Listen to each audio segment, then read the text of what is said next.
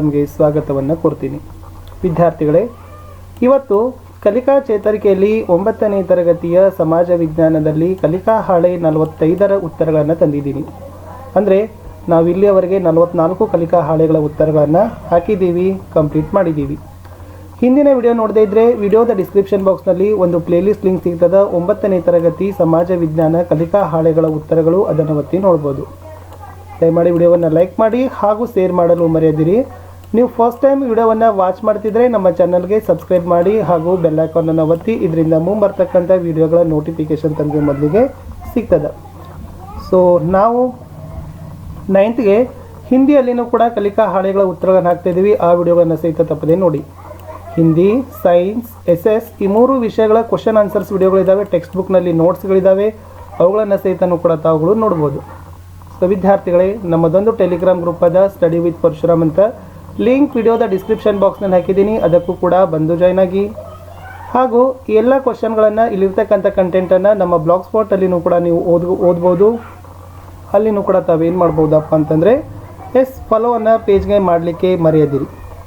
ಹಾಗಾದರೆ ವಿದ್ಯಾರ್ಥಿಗಳೇ, ಶುರು ಮಾಡೋಣ. ಇವತ್ತು 9ನೇ ತರಗತಿ ಸಮಾಜ ವಿಜ್ಞಾನದಲ್ಲಿ ಕಲಿಕಾ ಹಾಳೆ 45ರ ಉತ್ತರಗಳನ್ನು. ಚಟುವಟಿಕೆ 1, ಕೆಳಗಿನ ಕೋಷ್ಟಕದಲ್ಲಿರುವ ಮಾಹಿತಿಯನ್ನು ಸಂಗ್ರಹಿಸಿರಿ ಅಂತ ಇದೆ. ಕ್ರಮ ಸಂಖ್ಯೆ, ಕಾಲ, ತಿಂಗಳು, ಹಬ್ಬ, ವಿಶೇಷ ದಿನಗಳು ಮತ್ತು ಬೆಳೆಗಳು. ಸೊ ನೋಡೋಣ. ಚಳಿಗಾಲ ವಿಶೇಷವಾಗಿ ಜನವರಿದಿಂದ ಪ್ರಾರಂಭ ಆಗ್ತದೆ. ಈ ಜನವರಿ ತಿಂಗಳಲ್ಲಿ ಸಂಕ್ರಾಂತಿ ಇರ್ತದೆ. ಮುಂದೆ ಬೆಳೆಗಳನ್ನು ನೋಡಿದಾಗ ತೊಗರಿ ಬೆಳೆ ಇರ್ತದೆ. ಬೇಸಿಗೆ ಕಾಲದಲ್ಲಿ ಅದು ವಿಶೇಷವಾಗಿ ಮಾರ್ಚ್, ಏಪ್ರಿಲ್, ಮೇವರೆಗೂ ಕೂಡ ಇರ್ತದೆ. ಯುಗಾದಿ ಹಬ್ಬ ಬರ್ತದೆ. ವಿಶೇಷವಾಗಿ ಜೋಳ ಬೆಳೆಯನ್ನು ನಾವು ಬೇಸಿಗೆ ಕಾಲದಲ್ಲಿ ನೋಡ್ತೀವಿ. ಮಳೆಗಾಲ ಅದು ಅಕ್ಟೋಬರ್, ನಿರ್ಗಮನ ಕಾಲ ಅಂತ ಕರೀತಾರೆ. ಸೊ ಜೂನ್ದಿಂದನೂ ಕೂಡ ಮಳೆಗಾಲ ಬರ್ತದೆ. ವಿಶೇಷವಾಗಿ ಅಲ್ಲಿ ದಸರಾ ಹಬ್ಬ ಬರ್ತದೆ. ಹೆಸರು ಕಾಳು, ಉದ್ದಿನ ಬೇಳೆ ಇವೆಲ್ಲ ಏನು ಮಾಡ್ತಾರಪ್ಪ ಅಂತಂದ್ರೆ ಇರ್ತದೆ. ಸೊ ಇಷ್ಟು ಆಯಾ ಕಾಲಗಳಲ್ಲಿ ಇರ್ತಕ್ಕಂಥ ತಿಂಗಳುಗಳು, ಹಬ್ಬ, ವಿಶೇಷ ದಿನಗಳು ಮತ್ತು ಬೆಳೆಗಳ ಬಗ್ಗೆ ನಾವೇನು ಮಾಡ್ಕೊಂಡಿವಪ್ಪ ಅಂದರೆ ನೋಡ್ಕೊಂಡಿವಿ. ಇನ್ನು ಮುಂದೆ ಚಟುವಟಿಕೆ 2ರಲ್ಲಿ ಕರ್ನಾಟಕದ ನಕ್ಷೆಯಲ್ಲಿ ಪಶ್ಚಿಮ ಘಟ್ಟಗಳು ಮತ್ತು ಬಯಲು ಪ್ರದೇಶಗಳನ್ನು ಗುರುತಿಸಿ ಹಾಗೂ ಕೆಳಗಿನ ಪ್ರಶ್ನೆಗಳಿಗೆ ಉತ್ತರಿಸಿರಿ ಅಂತ ಕೊಟ್ಟಿದ್ದಾರೆ. ಸೊ ಫಸ್ಟ್ ಕ್ವಶನ್ಗೆ ಆನ್ಸರ್ಸ್ಗಳನ್ನು ನೋಡುವ. ಏನಿದೆ ಅಂತಂದರೆ, ಕರ್ನಾಟಕದ ಪಶ್ಚಿಮ ಘಟ್ಟಗಳು ಏಕೆ ಹೆಚ್ಚು ಮಳೆ ಪಡಿತಾವೆ ಅಂತ ಕೇಳಿದ್ದಾರೆ. ಸೊ ಉತ್ತರ ನೋಡೋಣ. ಉತ್ತರ ಏನಿದೆ ಅಂತಂದರೆ, ನೈಋತ್ಯ ಮಾನ್ಸೂನ್ ಮಾರುತಗಳು ರಾಜ್ಯದಲ್ಲಿ ಅರಬ್ಬಿ ಸಮುದ್ರದಿಂದ ಅಪಾರ ಪ್ರಮಾಣದ ಜಲಾಂಶವನ್ನು ಹೊತ್ತಿ ತರ್ತಾವೆ.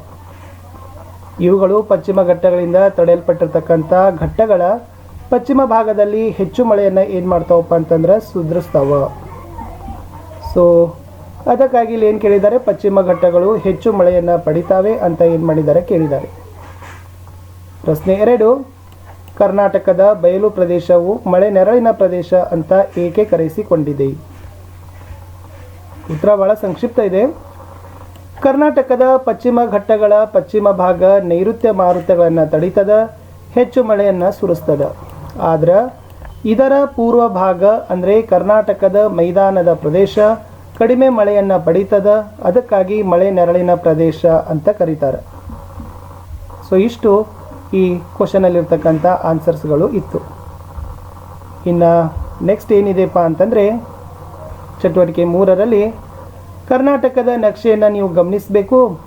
ಪ್ರದೇಶದಿಂದ ಪ್ರದೇಶಕ್ಕೆ ತಾಪಮಾನದಲ್ಲಿ ವ್ಯತ್ಯಾಸ ಇರಲು ಕಾರಣಗಳನ್ನು ಬರಿಬೇಕು. ಸೊ ನೋಡಿದಾಗ ಕರ್ನಾಟಕದ ಎಲ್ಲ ಭೌಗೋಳಿಕ ವಿಭಾಗಗಳಲ್ಲಿ ನಾವು ಗಮನಿಸಿದಾಗ ಸೊ ಒಂದೇ ಥರನಾಗಿರ್ತಕ್ಕಂಥ ತಾಪಮಾನ ಇರೋದಿಲ್ಲ. ತಾಪಮಾನ ಬೇರೆ ಬೇರೆಯೇ ಇರ್ತದೆ. ಹಾಗಾದ್ರೆ ಈ ತಾಪಮಾನ ಬೇರೆ ಬೇರೆ ಇರಲಿಕ್ಕೆ ಅವರು ಕಾರಣಗಳನ್ನು ಸಹಿತ ಕೊಟ್ಟಿದ್ದಾರೆ.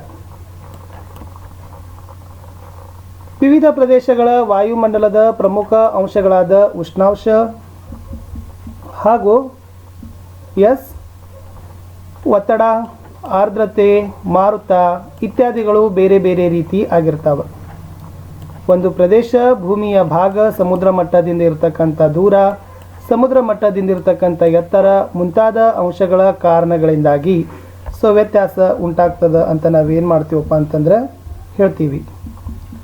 ಸೊ ನಿಮಗೆ ಗೊತ್ತಿರ್ಬೋದು ಅಂದ್ಕೊಂಡಿದ್ದೀನಿ. ಸೊ ಉತ್ತರದಲ್ಲಿ ಏನಿತ್ತಂದರೆ ವಿದ್ಯಾರ್ಥಿಗಳೇ, ಉಷ್ಣಾಂಶ, ಒತ್ತಡ, ಆರ್ದ್ರತೆ, ಮಾರುತಗಳು, ಸಮುದ್ರ ಮಟ್ಟದಿಂದ ಇರತಕ್ಕಂಥ ದೂರ, ಸಮುದ್ರ ಮಟ್ಟದಿಂದ ಇರತಕ್ಕಂಥ ಎತ್ತರ, ಇವೆಲ್ಲ ಏನಪ್ಪ ಅಂದರೆ ಪ್ರದೇಶದಿಂದ ಪ್ರದೇಶಕ್ಕೆ ತಾಪಮಾನ ವ್ಯತ್ಯಾಸ ಇರಲಿಕ್ಕೆ ಕಾರಣ ಆಗದ. ಇಷ್ಟಿದ್ರೆ ಸೊ ಈ ಕಲಿಕಾ ಹಾಳೆನೂ ಕೂಡ ಕಂಪ್ಲೀಟ್ ಆಯಿತು 45ರಲ್ಲಿ. ಸೊ 9ನೇ ತರಗತಿಯವರಿಗಾಗಿ ನಾವು ತುಂಬಾ ಇಂಪಾರ್ಟೆಂಟ್ ಆಗಿರ್ತಕ್ಕಂಥ ವಿಡಿಯೋಗಳನ್ನು ಹಾಕ್ತಾ ಇದ್ದೀವಿ.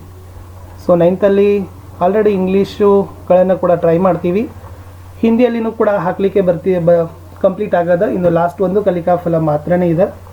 ಇನ್ನು ನೆಕ್ಸ್ಟ್ ಇದು SS ಅನ್ನು ಕೂಡ ಬೇಗನೆ ನಾವು ಇದನ್ನು ಮುಗಿಸ್ತೀವಿ ಅಂತ ಹೇಳ್ತಾ, ಸೊ ವಿಡಿಯೋಗಳನ್ನು ಲೈಕ್, ಶೇರ್ ಹಾಗೂ ಸಬ್ಸ್ಕ್ರೈಬ್ ಮಾಡಲಿಕ್ಕೆ ಮರಿಬಾರ್ದು. ಸೊ ನೀವೆಲ್ಲ ವಿಡಿಯೋಗಳನ್ನು ಲೈಕ್, ಶೇರ್ ಮಾಡ್ತೀರಂದರೆ ಸೊ ಆವಾಗ ಮಾತ್ರ ನಮಗೆ ಏನಾಗ್ತದಪ್ಪ ಅಂತಂದ್ರೆ ಖುಷಿ ಅನ್ನಿಸ್ತದ.